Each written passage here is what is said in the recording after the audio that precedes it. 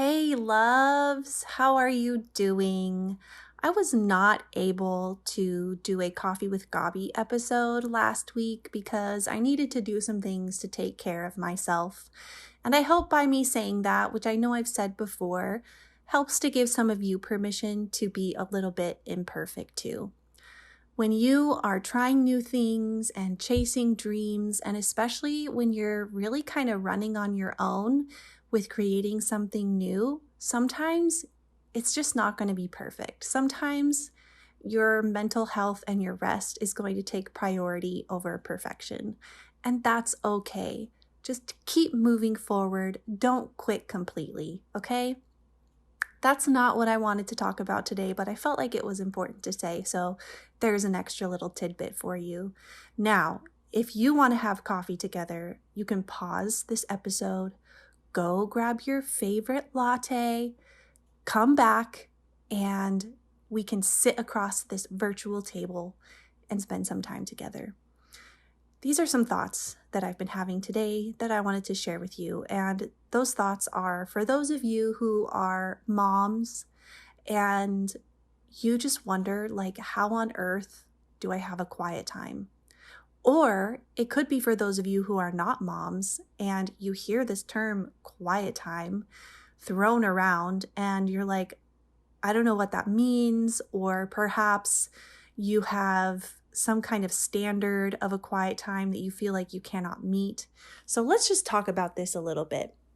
Now, in the Christianese world, what that means is the church world where we use words that don't really make sense to other people. Quiet time basically refers to a period of time, usually in the morning, where you spend some time with God. And I know that this was something that really hung me up for a while, especially as an adult, especially as I started having children, because there was this kind of standard, unspoken in some ways, spoken in some ways, but the standard that a quiet time should be like early in the morning, set aside time where you have no distractions, you read your Bible and you pray. And if you do that for an hour, you are particularly holy. And listen, I'm that girl who really wanted to be holy. Really, really. Like, I'm a Jesus girl through and through. I'm sure you all know that by now. But having that time got harder and harder the more responsibilities that I had, and then, of course, the more people that I had that I was responsible for. So I've learned some things along the way that have really felt liberating to me, because the purpose of a quiet time is not so you can check some box. It's not so you can mark something off your to-do list. It's not something that God in heaven is looking down and checking his watch and thinking, it's 7:30 a.m. and you're busy and you haven't had a quiet time yet. I don't know if we can really hang out today anymore because that was our time. Like, that is not actually what's happening. But internally, especially if you've grown up in church and you've been around, Christian or religious circles long enough, you may feel that way. You may feel a bit of self-condemnation if you aren't doing this perfectly. So, like I said, I have found some freedom along the way, and that's been beautiful, because if there's anything that I believe that Jesus wants for his people, it's freedom. We have found so many ways to put ourselves back into bondage by trying to be good Christians. But listen, you guys, God came to set us free, and his freedom is complete, and it is real, and it is true liberation. So when I see people struggling to try to keep up with some standard, I think about the book of Galatians a lot, which in the book of Galatians, the Apostle Paul literally says, "Oh, foolish Galatians, who has bewitched you?" And then goes on to say, like, you're trying to rebuild the things that I tore down by my death on the cross. Jesus, not Paul. Paul did not die on the cross, but that Jesus tore down by his death on the cross. You're trying to rebuild those things. and basically putting yourself back into the bondage that Christ died to set us free from. And I think that can apply to so many things, including trying to be a perfectionistic believer. So I have really enjoyed being able to release control of what a quiet time looks like and really learn what it's like to connect with God in the rhythm of my day in a way that is healthy, that doesn't actually steal my sleep. Okay, that might be a controversial statement because some of y'all are like, it doesn't matter. You should wake up at 5 a.m. and have your time with God if that's what it takes. And trust me, I've been that person. And there are seasons where that is beautiful. That is amazing. I'm not going to lie. When I had a newborn and a toddler, I literally did that. I would get up at like 5:15 in the morning, pump milk because I was breastfeeding, read my Bible and pray before my kids got up and I had to get them dressed and ready to go to daycare and all the things. That was a season where I had the grace for that, but that is not the season that I've been in for a while. That's not the season that I'm in right now. I still get up early, but listen, so do my kids. My kids get up early too. And what I have found is that allowing myself to still have a quiet time, I have a little chair.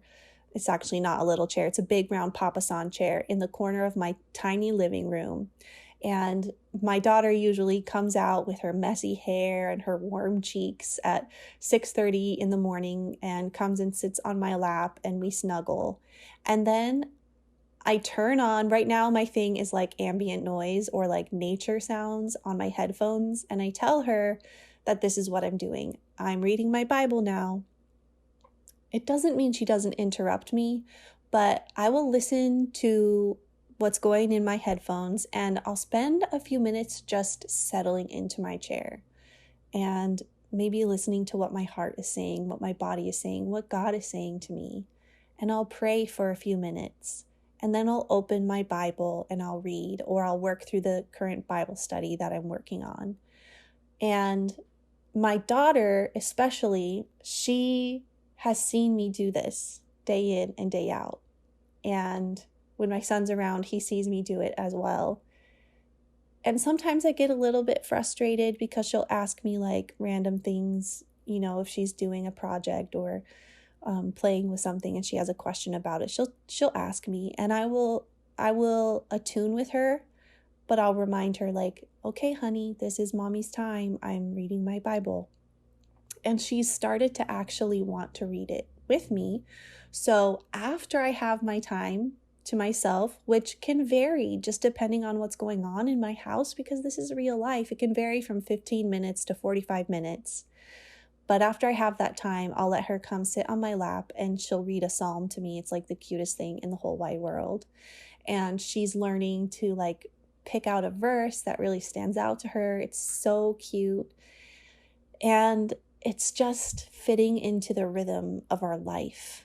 And I want to encourage you, like, you can show your children that having that time for you is important. It doesn't mean it's ever going to be perfect. And we're all in different seasons. I'm in a season now where my kids are old enough where I can, you know, remind them gently to entertain themselves for 10 minutes at a time.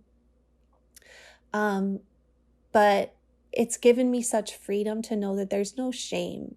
There's no condemnation in the shorter, quiet times. There's no reason to feel bad about myself because I keep getting interrupted with questions about how do you spell dragon, mom, or things like that. And at the same time, I'm setting an example for my kids and I'm allowing myself to learn what it feels like to rest in the midst of the life and the people that God has actually given me. It was hard. It was a process because as a young adult living alone and having as much time as I wanted to do these things, I really felt like that was the way that it should be done because those times were precious to me. But my life has changed and therefore my quiet times have changed and morphed. And that's okay. There will be a season again in the future when my kids are teenagers and they want to sleep in, or when I'm an empty nester, and I'll be able to do that again. Or perhaps I'll have a season where I wake up really early and that feels good and okay and healthy for my body. That's not the case right now, but that may be again in the future. And I just want you to know that wherever you're at, it's okay. You're not bad. You're not doing it wrong. There's no way to do this wrong. The intention is to connect with God, to get downloads from Him, to acknowledge that you want to be in His presence, whether you're able to sit in your chair in the corner or whether you're having to make school lunches or run someone to the dentist's office. He's with us every moment of every day. And our quiet time is really just the time where we get to meditate on the fact that He's with us. So I hope that's helpful for someone. I know it's been helpful for me to learn these things along the way and to give myself a lot more grace and freedom.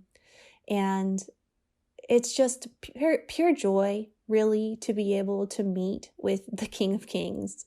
It really is. And one more thing I'd like to add is like learning how to pray.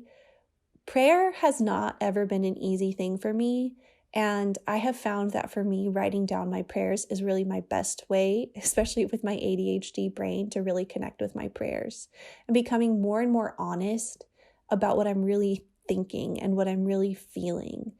To have someone that you can be completely honest with and share your real emotions and thoughts is exactly what we get to encounter when we talk to God.